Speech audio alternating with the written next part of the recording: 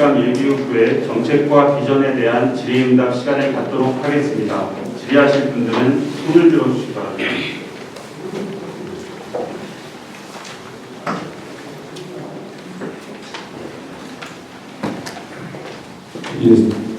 대전고등학교 장학준입니다. 첫 번째도 지금 타 교육감 후보보다 수장님께서 질의드리는데 지금 장애우 진로 직업 담당관을 지금 하신다고 했는데 지금 세종시에 우리 장애우가 몇 프로 정도를 차지하고 있고 직속이라면 어떤 뜻을 이야기하는지 답변해 주시기 바라겠습니다. 네. 제가 알기로는 지금 현재 우리가 등록이 된 장애우회 같은 경우는 5에서 6% 정도 되는 걸로 알고 있습니다. 그리고 사실은 장애자로 등록이 되지 않은 학생까지 합치면 10 내지 8% 정도로 제가 생각하고 있습니다. 근데 이제 많은 지금 현재 우리가 세종시에 가도 장애우들이 점점 더 늘어나는 추세에 있습니다. 우리는 정상으로 이렇게 생활을 하고 있지만 장애우가 있는 가정에서는 굉장히 어려움이 많습니다. 그리고 그런 선생님과 함께 근무하는 경험도 있습니다. 그래서 우리 세종시만큼은 더불어가는 행정 그리고 시민들과 함께 가는 행정의 일환으로 함께 살아가야 하는 교육 공동체를 만들어야 된다고 생각합니다. 그런 의미에서 우리 그 장애 학생들도 일반 학생들 못지않게 그 아이들의 학교를 졸업하고 고등학교를 졸업해서 본인의 진로를 찾아갈 수 있도록 그리고 아울러서 직업교육까지도 그 아이가 선택해서 나름 그나마 사회 구성원으로 행복한 생활을 할 수 있도록 도와줘야 된다는 것이 제 생각입니다. 그래서 그 부분은 교육감인 제가 만약에 된다면 교육감 직속 산하에 두고 전담 부서를 두고 챙겨갈 예정입니다. 질문을 드리겠습니다. 네. OTN 임원선 기자입니다. 네. 그 세종시는 물론 인구가 얼마 안 되지만은 다문화 관련돼서 다양하게 지금 세종이 구축이 안 되어 있는데요.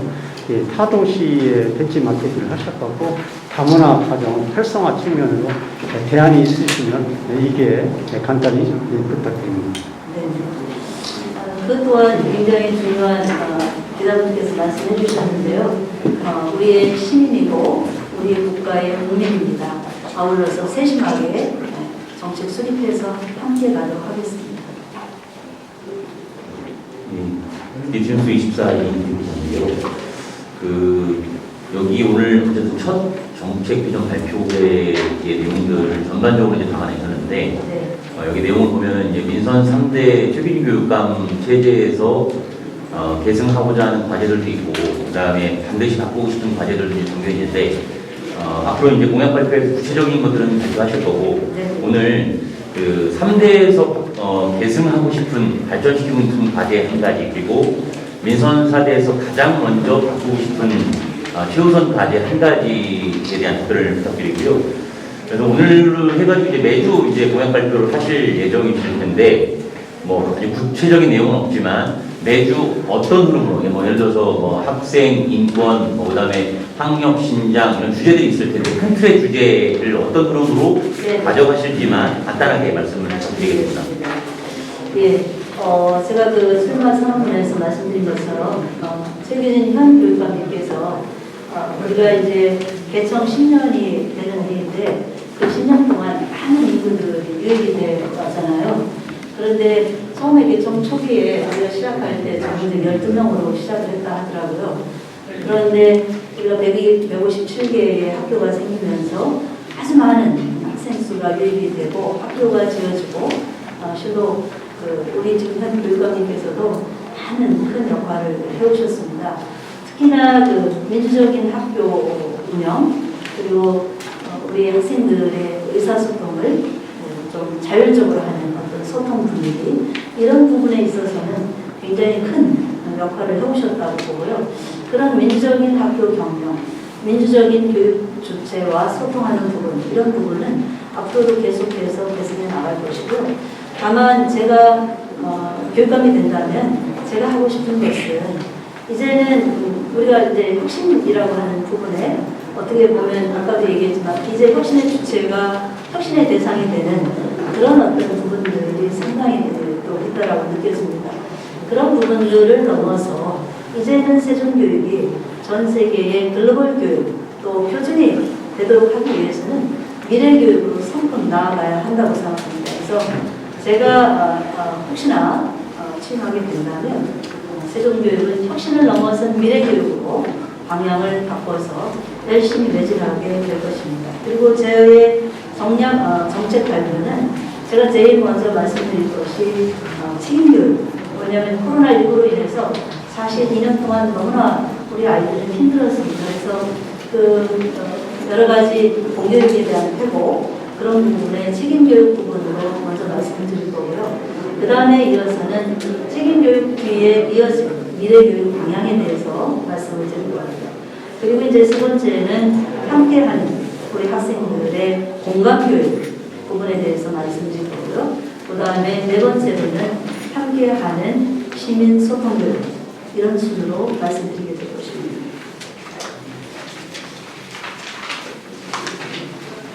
계속해서 질문 드리겠습니다. 세종방송 이병기 기자입니다. 네. 이제 사모님께서는 이제 그 교육 현장에서 교육 관리자로서의 역할도 충실하셨고요. 그리고 이제 그 교육청 본청에서도 많은 일을 한 참고로 기업들을 하고 있습니다. 그래서 이제 이런 경육 자체가 장점으로 작용할 수도 있지만 또 단점으로 게다가 이제 선거판에 이제 들어오신 입장이기 때문에 경제 후보님들이 그 부분에 대한 이제 질의를 많이 하신 걸로 알고 있습니다. 그래서 대표적으로 지금 최근에 그 사글 초중학교 통합학교에 대해서 많은 분들이 여러 가지 이제 반대 의견들이 많이 있고요. 한 분을 제외하고는요. 거기에 대한 입장을 좀 말씀해 주시고 가장 장점은 어떤 부분이라고 말씀하실 수 있는지. 네. 우리 지금 이병기 국장님께서 질의하신 바대로 38년 교육에 있었습니다. 정책, 우리 이제 학교 현장의 정책을 만드는데 16년, 그리고 교육 현장에서 교장, 교감, 원장을 거쳐서 22년을 근무를 했더라고요. 그래서 또 38년을 근무를 했는데요. 제 장점이라고 하면 사실은 교육 리더는 이 교육 정책을 한 시의 교육 정책을 만드는 리더는 현장과 정책을 다 알아야만 그런 정책들이 속속들이 우리 현장에 투입할 수 있는 철학이나 이런 것들을 세울 수 있다고 보는데요. 저 같은 경우에 장점이라 하면 현장 교육을 오랜 시간 좀 해왔고요. 그리고 현장 교육에 평교사를 거쳐서 관리자까지 그리고 교감서부터 원장까지 해왔기 때문에 요새 어떤 정책들이 파급되어야 할지 그런 부분이 아마 장점이라고 장점일 수 있고요. 그리고 이제 정책 부분에 있어서 정책을 만들어 보지 않으면 정책과 현장이 어떻게 연결되는지 어떻게 매칭이 안 되는지 부분에 대한 경험치가 많아질 겁니다. 그래서 그런 부분은 타 후보군보다는 아마 제가 좀 장점이 될 것 같고요. 그 다음에 단점이라고 하면 그거는 좀 더 고민을 좀 해보겠습니다. 이제 3일초 문제는 저는 그렇게 생각을 합니다. 지금 3일초 부분, 초중 부분이 우리가 이제 초중 연합으로 학교를 해야 된다고 교육부에서 하고 있는데 저는 그렇게 생각하면 안 된다고 분명히 반대를 합니다.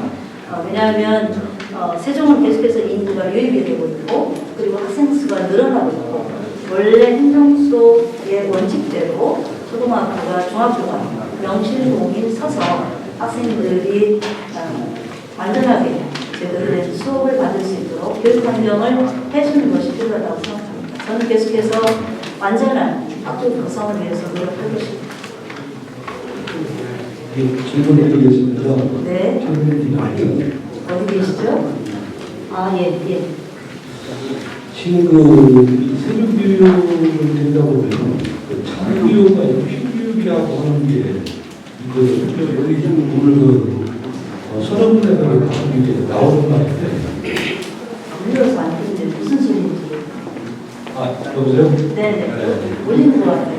지금 세종교육 자체가 네. 세종교육 자체가 지금 여기 그 선언문에서 가끔 보이는데 혁신교육이나 창의교육 이런 것들이 있는데 이 세종교육 자체를 갖다가 갈라치는 게 아니라 이런 그런 얘기들이 있고 두 번째 질문 소리가 잘 안 들려요.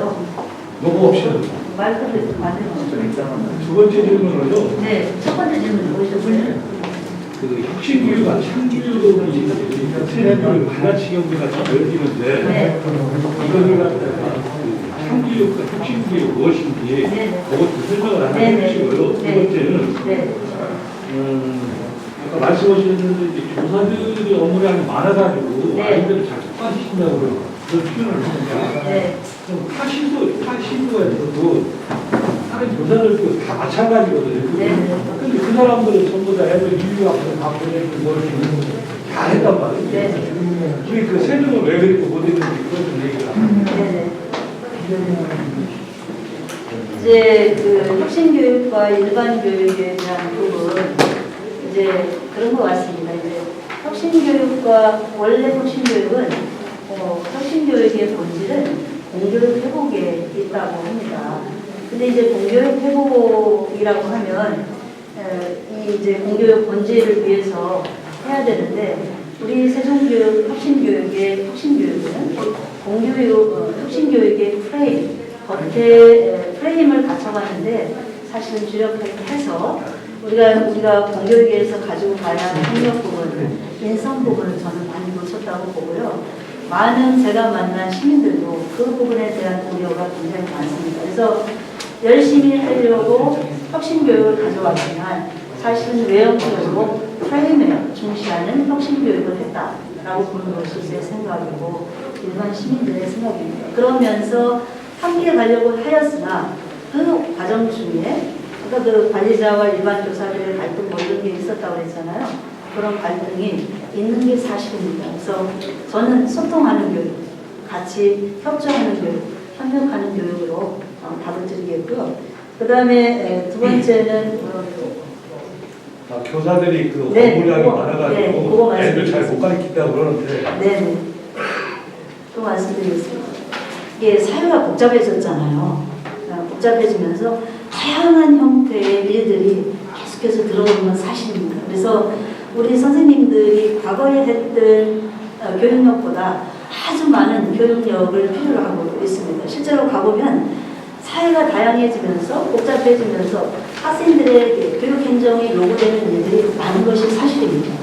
굉장히 많은 것이 사실인데 그러면서 우리 아이들한테 뭐가 문제가 되냐면 교사들이 학생들에게 몰두해서 수업할 수 있는 시간과 에너지를 뺏기게 되는 부분도 있는 겁니다.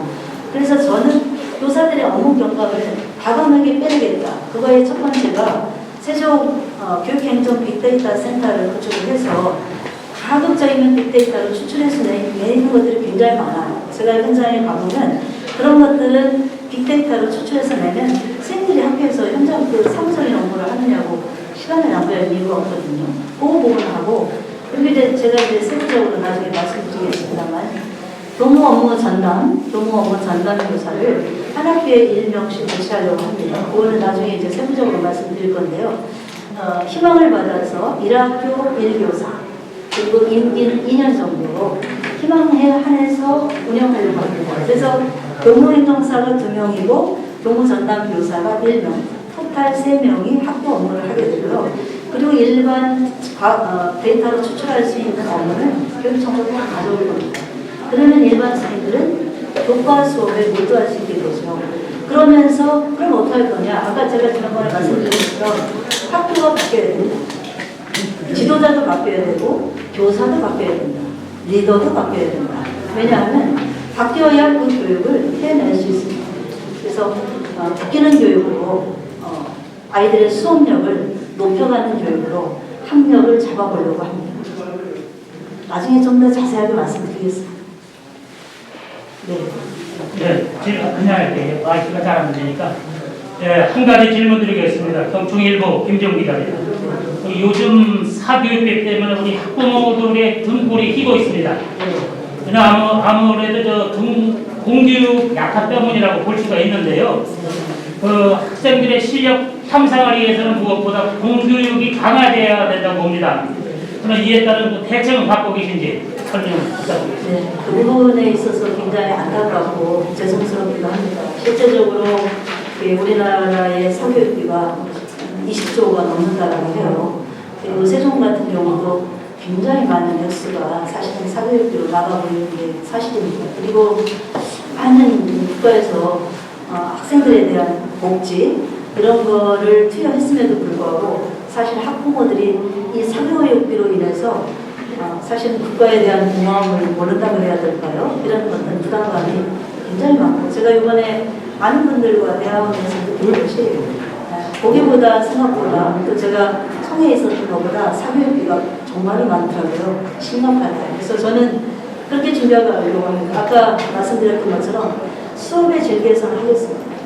결국은 아이들이 사교육을 받을 수밖에 없는 것이 수업 질적인 격차가 나는 거죠. 제가 이제 차례대로 계속해서 한 주간 건너서 말씀드리겠지만 학력 제공의 문제에 있어서 가장 중요한 것은 수업의 질 강화입니다.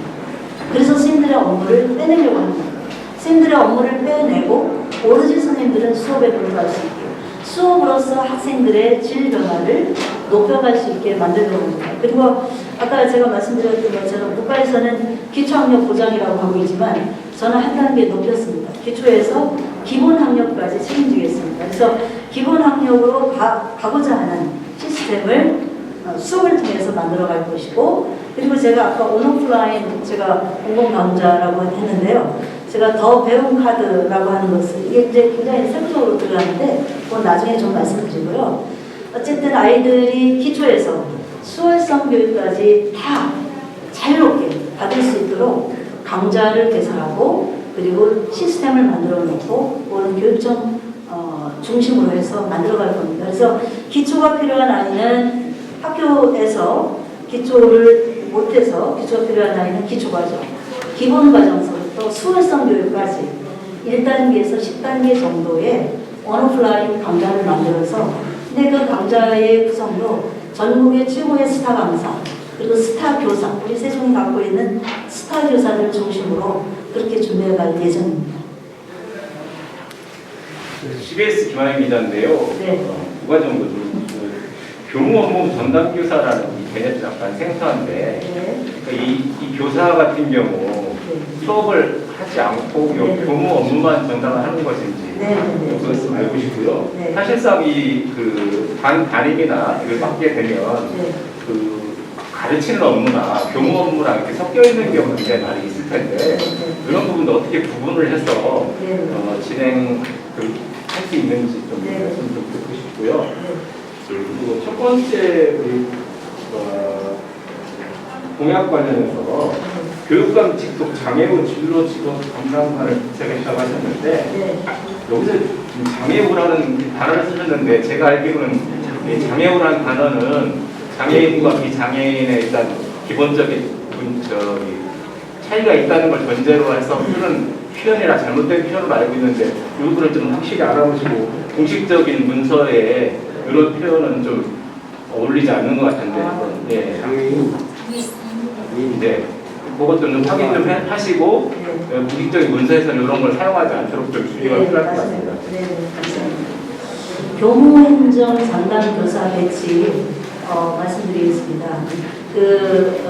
이제 모든 학교가 이 교육행정이 굉장히 많습니다. 교육행정은 아이들의 실제적으로 생활행정서부터 우리가 교육청과 각 국가에서 내려오는 행정적인 업무가 굉장히 많습니다.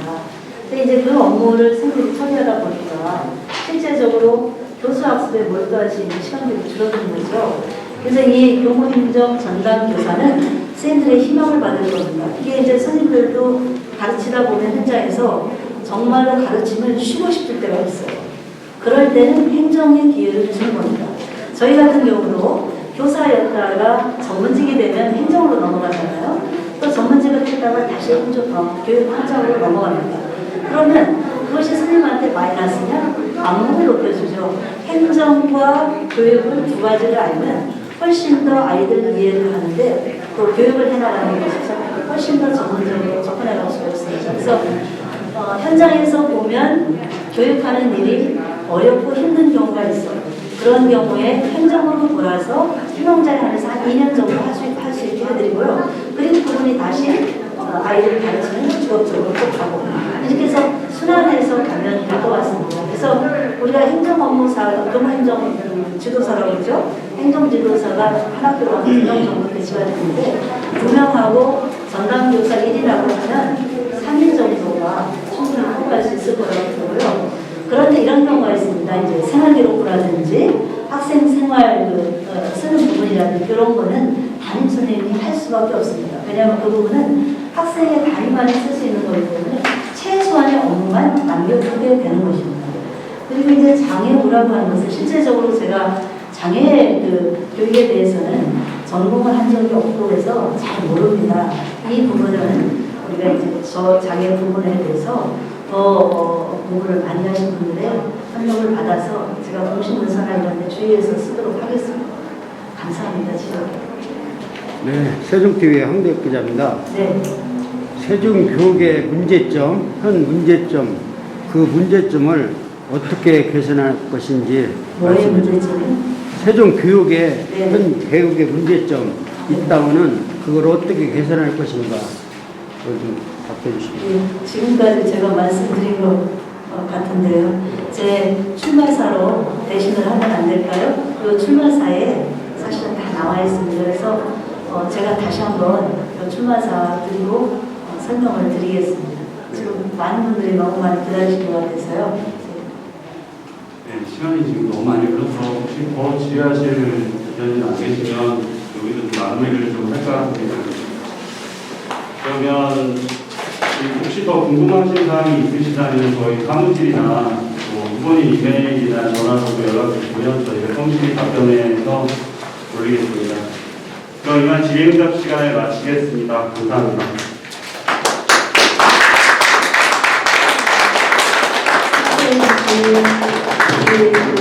후원회장님, 또 시장님, 위원님, 그리고 함께해 주신 부모님, 기자님들 진심으로 감사합니다. 오랜 시간 해주셨습니다. 고맙습니다.